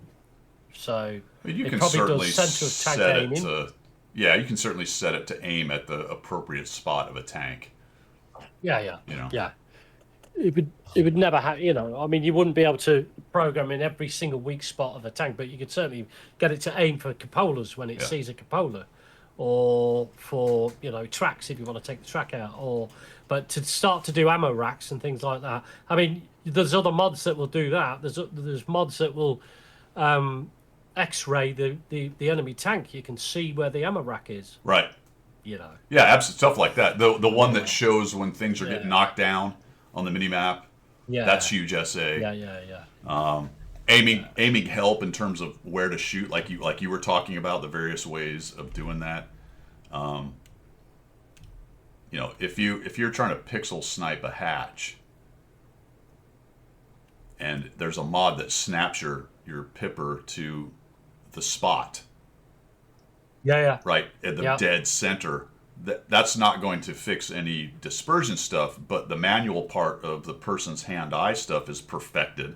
So it goes, that's the advantage you get. You get the odds are that you'll get the hit, isn't it? As opposed it's at least certainly aimed better than you might be able to, for sure. Yeah. You know? Yeah, absolutely. Yeah, because the AI can just put it there, and you're, as far as a person, might not be able to do that as fast or as good. Well, auto aim as structured in the game is just center of mass, and that's got its own problems. But if you had another kind of, for example, here's a mod that's illegal that was absolutely useful. It was, remember the old one, which the stupid wheel tanks have, but you only had to get near the tank as opposed to highlight the tank. You remember that? Yeah. 10 years ago now. I used the crap out of that mod. That was massively useful. You know, if you're driving around trying to aim at people in a high speed fight, just getting the pipper close enough that then you auto aim and it snap to it, which is what the EBRs have, which drives me crazy. It's a whole other subject, but for some reason one type of tank gets a mod that's illegal for every other tank. That's awesome. Of course, it's not a mod because it's in the game, but you know what I'm talking about. A capability that would be a mod. Game mechanic now. It's a capability that would be a mod for any other tank other than the stupid wheel tanks. That was useful. I used it. That was very useful. Yeah, magic game. I'll have to watch that video. Is it in? It's not in Turkish, is it? No, it's in English, but it's a Turkish streamer, I think, or a Turkish player. So I guess it's the Asia server. I don't think it's RU. I love the comments. Any moron defending the game is either using cheats or paid his way to bot lobbies thinking they have skill. Yeah. What? Yeah. They're out there, man. The websites are still there. You know what we haven't heard a bunch of lately is the rigging for tanks. Yeah, the 279 early rigging. Has that just gone dark? I kind of expected when the Dravek and the whatever it is, whatever the other thing's called. I expected a tier 11 rigging to sort of sit on the back of the 279 early. I sort of expected with the new campaign that you might see an uptick in it, and they're still banning people for it, but I haven't seen a lot of people making videos, and to be honest, like there was a time when I noticed it a lot, and I'm not playing as much, so maybe that's why. That could be part of it. But I also really haven't noticed what looked to be rigging. For a couple of years ago, maybe a year ago or two, there was a couple of year stretch where it was pretty easy to see. If you played at all, you could pretty quickly see a game that was rigged by somebody. Are you guys seeing much of it? Yeah. Watch some YOLO Watt YouTube vids. Within 10 to 20 vids, you will see something sketchy. What's YOLO Watt? Is that a channel? A lot of aimbot stuff. Okay. I just haven't noticed it as much, and it could very well just be that I'm not playing as much. But there was a stretch, Pilgrim, where I was seeing it. It was pretty easy to see. It's a channel, yeah. Well, yeah, I mean, you're quite right. If you play enough in a session, then you could probably guarantee that a percentage of those games come across as rigged.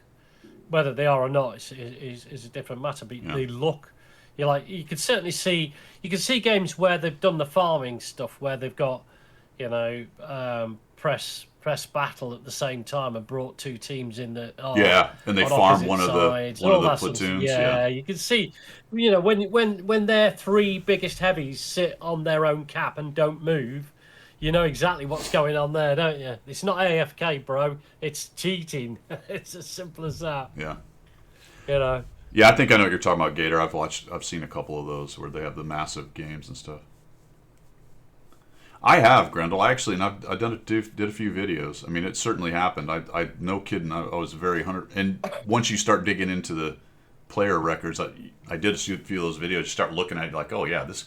You can see where it was kind of average player, and then you could see where the botting started with it. Somebody hacked the account or sold it or bought it or however they got a hold of the account, and all of a sudden it's the designated mort. But the thing is, with all that stuff, people get smarter, right? If there's still an incentive to do it, i.e. they can make a little bit of money, they're going to be smarter about how they do it and try to make it less obvious. Yeah. I mean, I would imagine most rigging cheaters, rigging companies that are offering to do stuff for money, they've worked out a way of doing it over a longer period of time and told people to sort of be patient. It's not going to be next week. It's going to take a couple of weeks because we need to feed it in slowly and quietly. All that sort of stuff. You would imagine that they would at least have a modicum of intelligence about this sort of thing. But who knows? They're cheaters. So, what's interesting, you're right. There are new people in the game. There are new people in the game that don't understand the mechanics and they call it cheating. But you can actually see genuine rigging.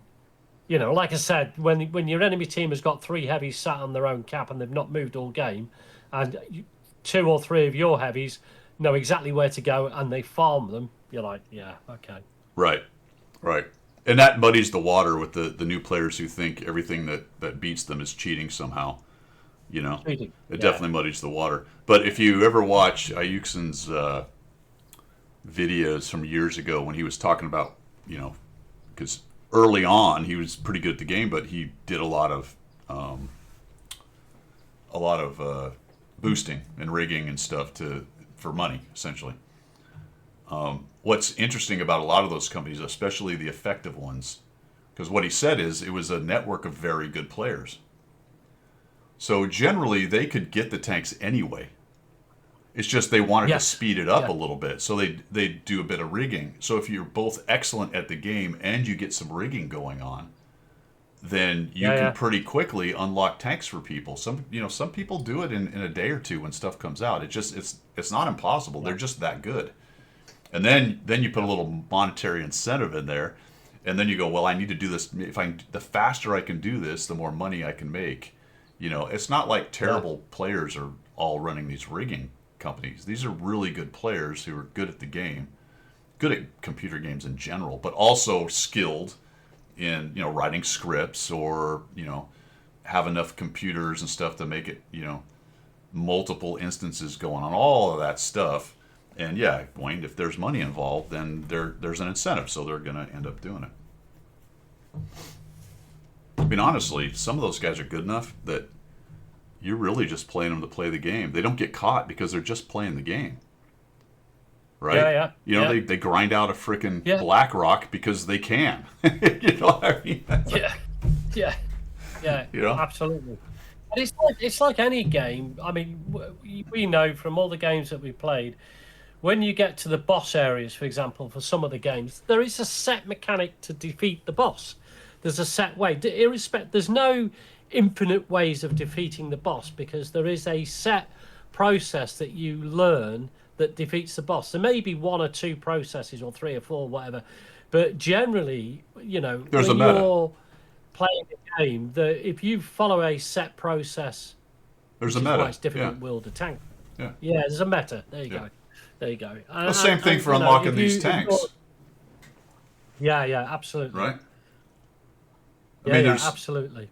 There's a way to do it, and there's a right tank. There's a right setup. There's, like you said, there's a way to and even in tanks, there's a way to run through the campaigns the fastest or give yourself the best chance. And then you're also a really good player. Well, they can do it in a week, you know? Some guy pays them whatever, and they do it in a week. Now, how lucrative that is, it's probably not super lucrative if you're taking a week, but if you can neck that down to a couple days, it's like efficiencies, right? You're in a company, you work for a company. If you can be more efficient kicking stuff out the door, you make more money, you know? Yeah, absolutely.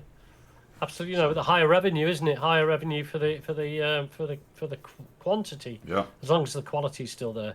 But yeah, absolutely. Because that's what Euxin was talking about. They had all these guys, and they just farm out like, all right, I got this order. You do this, and they, you know, working together. And if you get enough guys, you know, because one guy can't sit there for 24 hours. He could in short bursts, but probably doesn't want to. So the account gets run by one guy for 8 hours, another guy for 8 hours, another guy for 8 hours, and it's just yeah. And if you're making, I don't know what's the current. I seem to remember it was like $100 or $200 to have this 279 early. Yeah. Some companies were offering it for that. I mean, if you're doing God, it was 10 of those a week, I think it might be more. Might be $500 or something to get it. I can't remember. But if you've got 10 a week being done, that's no small money. You know, that is you know, for a side hustle, that is good money. If it's not your primary economy earner, you know, if it's not your job, that's a good side hustle. All right, I'm not going to put the site up, but I'm looking at a site.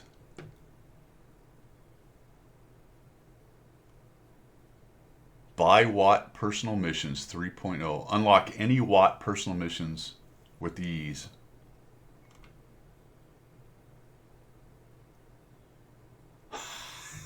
All right, you ready? Here's the pricing. Yeah. Windhund. Holy cow. Excuse me. Bless you. Windhund. On this particular site, which I will not mention, $174. Wow. Dravek. 293. No.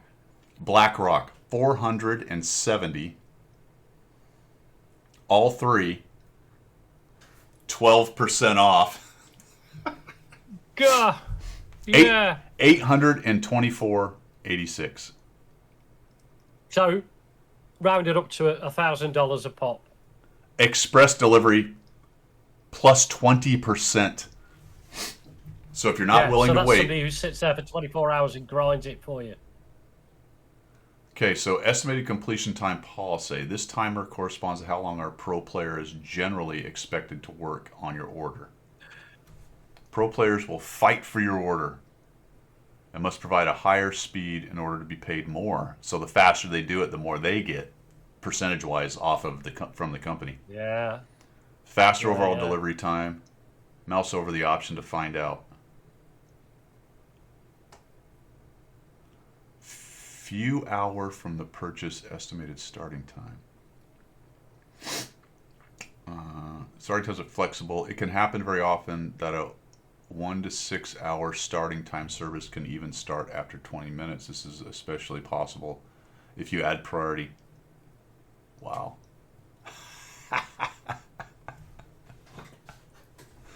I mean, this thing is, they have Could a be lot some of stuff truth here. in that, Wayne. So this is a big company because they're running World of Warcraft, Destiny, Arc Raiders, Path of Exile, Diablo 4, Battlefield 6, Call of Duty, League of Legends, World of Tanks. So they're doing all those.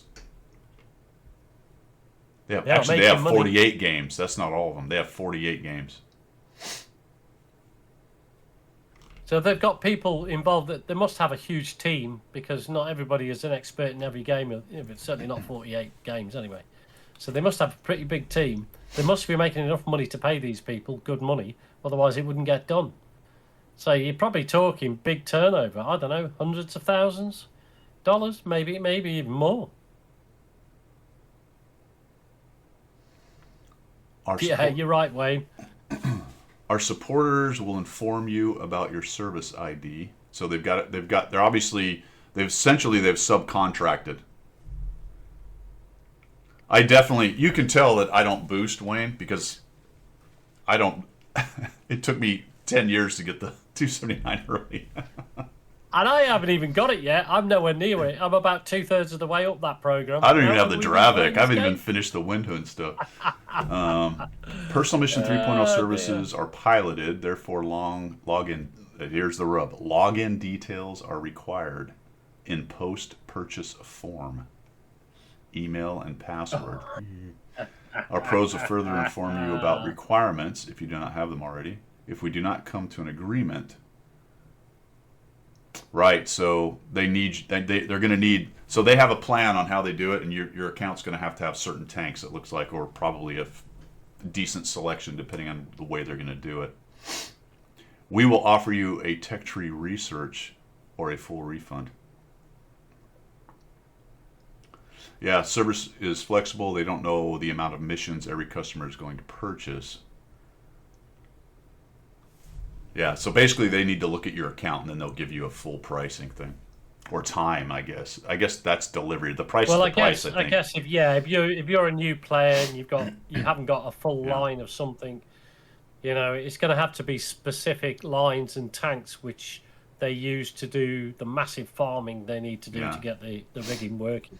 They want gold in case they need to change your crew skills.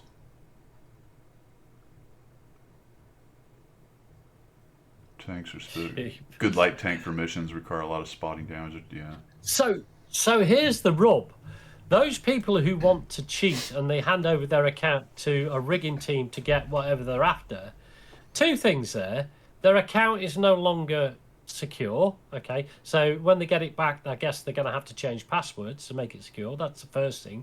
And the second thing is, if you're paying somebody $300 to get you to, say, the 279 early, but the company that's doing it also require other aspects in that account, that's going to cost you because they're going to use your gold, which you've purchased, and all the rest of it. So it's not it's a hidden cost to getting it. So first of all, why on earth cheat? That's the first thing. And then secondly, if you're going to cheat on a given price, well, you're a mug because it's going to cost you more than the given price. Well, you better be using a throwaway email too. Yeah, absolutely. Because not everybody sets their game up with a throwaway email, and they want access. They want your email and your password. Now not your email password, but your.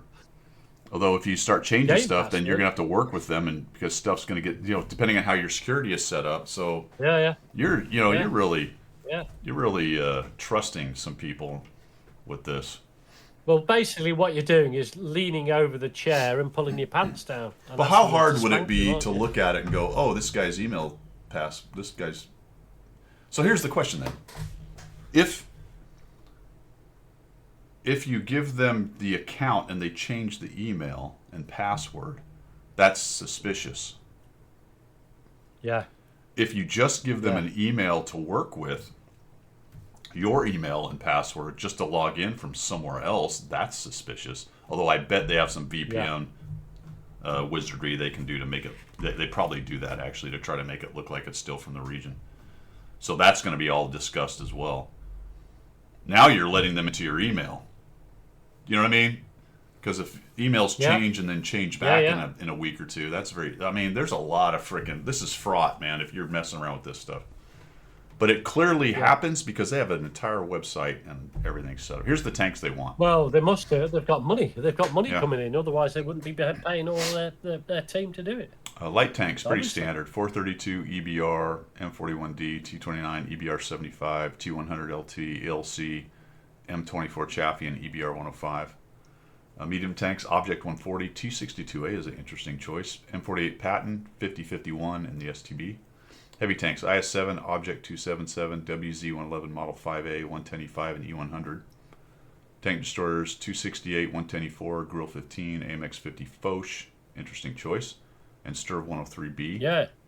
And then SPGs, looks like most of the tier 10s. 261, T92, Batchat 58, Conqueror, gun carriage 3805, FV207. That's because those things shoot so fast. 5355, and the GW Tiger P.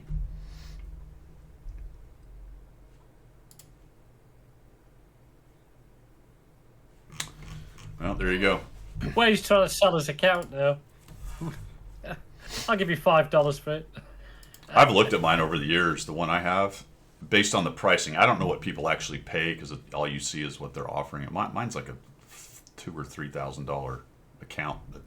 It's crazy. Yeah. I mean, what you got? Over 700 tanks, haven't you? No, 847. You got 800 tanks. Yeah. Yeah, over 800 tanks. I mean, you know, that's a gift to anybody, isn't it? You know, if they want to pay $1,000, $2,000 for it. And then you'll see Guido 1212 botting, sitting on the cap. Yeah. What, you don't do that already? It's indistinguishable. It's hard to tell if I'm botting or not. Well, you never know. That's why I'm secure. You get away with murder. I'm a bot anyway, so it doesn't. You'll never know if I'm botting. Yeah, I bought into the lake. I think that guy's botting. No, he's just that bad. Oh shit. Yeah. As a bot? No, he's just rubbish. He's just rubbish. All right, Phils, that's been 2 hours. We're going to go find somebody to raid and get on out of here. See if we can find a rigging raid. Yeah. We haven't had a good controversy where somebody streams with a bunch of illegal mods in a while, have we? It used to be fairly regular. That would be great, wouldn't it? There used to be fairly regular. The old laser beam. Yeah, every 2 or 3 months somebody would do that and just get hammered. Yeah. Oh, it is Super Bowl today, isn't it? It is. Oh, I have to go set up good. the solar system, though, because it's my wife's class, 4th grade class, is doing the space bubble. Big plastic tube so you've got to filled up by air, and all the planets are hanging on the roof and stuff. It's pretty cool. Okay. Excellent. I have to go set that up. You got money on it? You got an interest in the bowl, the Super Bowl? Not really, no. I think I'm pulling. No. I'm gonna probably piss off everyone. I'm pulling for New England, man. I like Drake. Really? Man. Yeah, I like their new quarterback, man. He's a good kid. He's a good kid. I don't care for the Seahawks. I've never really liked the Seahawks. There's a lot of money in that, isn't there? In that Super Bowl. I was looking at it the other day, and I think I might have my figures wrong, but I think for a 3-minute advertisement slot, companies would pay up to $28 million. It's nuts. For 3 minutes. Yeah, and a lot of people. It's insane money. One of the things about watching it is to see if there's a good commercial. They used to be so good back in the day, but now we've got the. All right, let's not get into that. But you all know what I'm saying. It's just. Yeah. I just find it fascinating that companies have enough money floating around that they can throw at a 3-minute advert. Yep. Basically insane money, isn't it crazy? You know what's really funny, Pilgrim, is the way TV and advert and stuff works around in the U.S. If it's on a network channel, although I think it's on ESPN this year, so maybe this doesn't count this year, but you get these big events like this in the States, and if it's on one of the network channels, they have licensing agreements, and in any stretch of time, you get some local time for local adverts. Right. and they're always Yeah. cheesy. So what's funny is during the Super Bowls in the past, I don't know if this happens on ESPN or not, but you get all these glossy, crazy, funny, interesting commercials and all this stuff, and then there'd be in the middle of it all be sandwiched your local ambulance chaser lawyer, solicitor, or the famous one around here is some guy that owns a pawn shop, and you get these like 10-second local adverts sandwiched. And I'm like, Brilliant. dude, that guy's loving life. That dude is getting so much. Not that would go to the nation. It wouldn't. It would just be local. But for each local area, there would be these little local commercials sandwiched in the middle. It was always very jarring when it went to that. You're like, oh, shit. But what exposure? I mean, a massive, great exposure. Yeah. Even locally, which is, I mean, it wouldn't go nationally, but it was. Yeah. I just always No, I mean, got to locally, laugh. Your local fish shop down the road. Yeah, exactly. We do That's some good yeah. mackerel. Come in and get some bangers and mash. Yeah. Fantastic. All Love right. that. We can raid Phidon, I guess. I don't know. And I am going to go Sorry, set up the solar having a headache. system. Clean up. I got to clean up the Cool. clean up all the tools that are sitting on the back porch that I'm done with. Yeah. Because you are a professional, you've tidied your tools up, I haven't am you? definitely a professional, man. I am nothing if not professional. I think we've learned that over time. Dear. I'm having a bad hair day, Wayne. I'm having an itchy head day. Pilgrim had a bad hair day in 1999, and that was when it happened. Not that late. It was 78, I think. 78. All right, guys. This is Guido signing off from the left side of the Atlantic. Pilgrim signing off from the correct side of the Atlantic. See you guys.